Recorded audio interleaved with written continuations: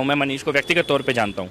मैं उनके साथ काफ़ी दिन बिताए हैं, समय बिताए हैं, सड़कों पे उनके साथ घुमा हूँ। मैं उनकी व्यक्तिगत पहचान को भी देखा है और मैं ये कह सकता हूँ कि आप मनीष की आवाज़ को बंद नहीं कर पाओगे। अगर आपको लगता है कि आपकी जेल की सीख मनीष की आवाज़ को चुप करा सकती है तो ये आपकी गलतफहमी है। वो लड़का बाहर भी आएगा और दोबारा पूरी ऊर्जा के साथ सवाल उठाएगा। मनीष की गलती क्या है, कसूर क्या है मनीष का? और आपने उसके ऊपर एनएसए लगा दिया, आपने उसको तमिलनाडु की जेल में डाल दिया, वहाँ भी आइसोलेशन में रख दिया जैसे कोई बड़े बड़े आतंकवादियों को रखा जाता है।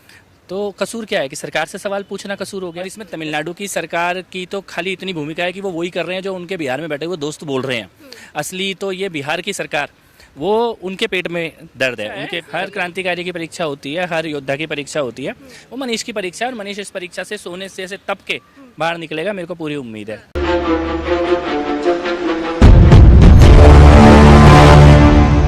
मनीष कश्यप के बारे में बात करें तो लगातार उनकी चर्चाएं कम नहीं हो रही है और अभी मनीष कश्यप तमिलनाडु से बिहार के बेउर जेल में शिफ्ट कर दिए गए हैं। इस वक्त हमारे साथ बीजेपी से प्रदेश उपाध्यक्ष कपिल मिश्रा जी मौजूद हैं। मनीष सर से कुछ चर्चा करेंगे, जुड़ा हुआ सवाल करेंगे। सर, सबसे पहले तो बहुत बहुत स्वागत और बहुत बहुत बधाई, आप उपाध्यक्ष बने। Thank you. पहला सवाल कपिल जी, मनीष सर के साथ अभी तक जो कुछ हुआ उस पर लेकर आपकी अपनी राय क्या है?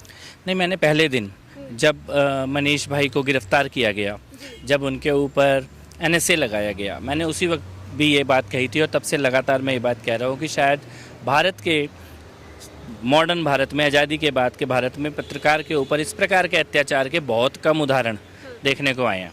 और मनीष की गलती क्या है, कसूर क्या है मनीष का?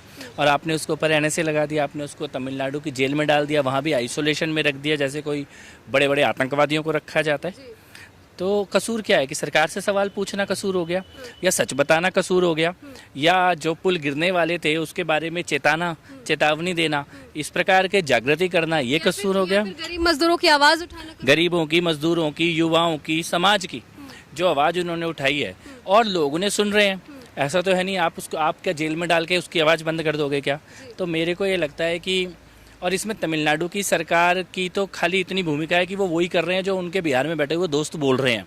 असली तो ये बिहार की सरकार, वो उनके पेट में दर्द है, उनके तकलीफ है। कहा जाता है कि जो मनीष कर रहा है उसे उसकी सजा मिल रही है, वो तो जनता बखूबी जानती कि उन्होंने क्या किया। नहीं, देखिए, ये मनीष ने किया क्या है, कोई तो आके बताए, सुप्रीम कोर्ट बताए, हाई कोर्ट बताए, बिहार सरकार बताए, कोई तो बताए, तमिलनाडु सरकार बताए, अपराध तो बताए, अपराध क्या है?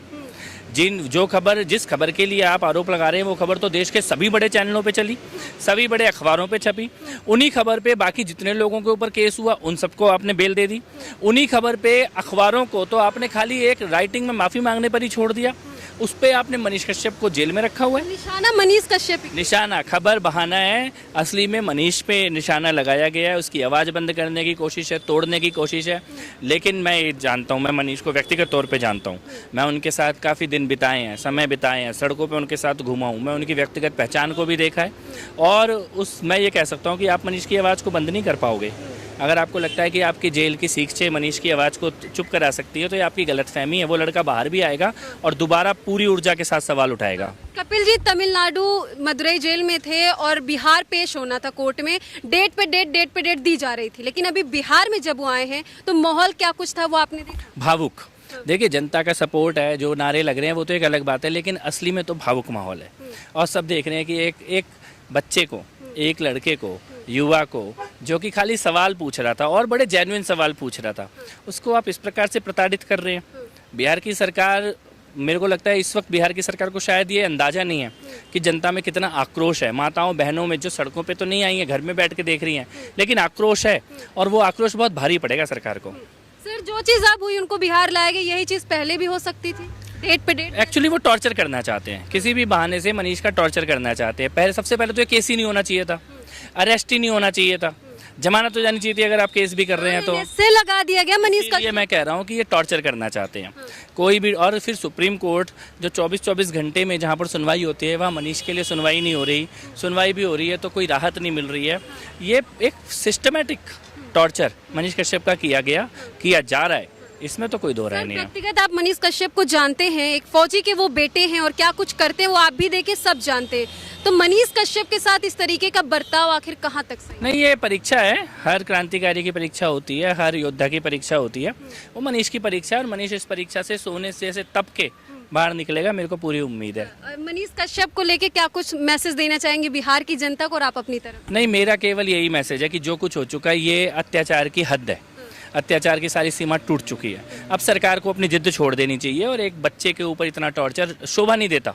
मनीष को बाहर आना चाहिए और हम सब इसके इंतजार में हैं। एक आखिरी सवाल, देशद्रोही कहा जाने लगा था, लेकिन जिस तरीके से फूलों की वर्षा हुई, स्वागत हुआ, क्या एक देशद्रोही का ऐसे स्वागत होता है? नहीं, देशद्रोही कहे या कुछ भी जिन्होंने कहा उनको भी मालूम है कि वो केवल झूठ बोल रहे हैं। मनीष के ऊपर झूठे आरोप लगाए गए हैं, सबूत मिल ही नहीं सकता क्योंकि केस में ही कोई सबूत नहीं है। जो केस बनाया गया वो केस ही झूठा है, मामला झूठा है, सरकार से सवाल उठाने की सजा मिल रही है।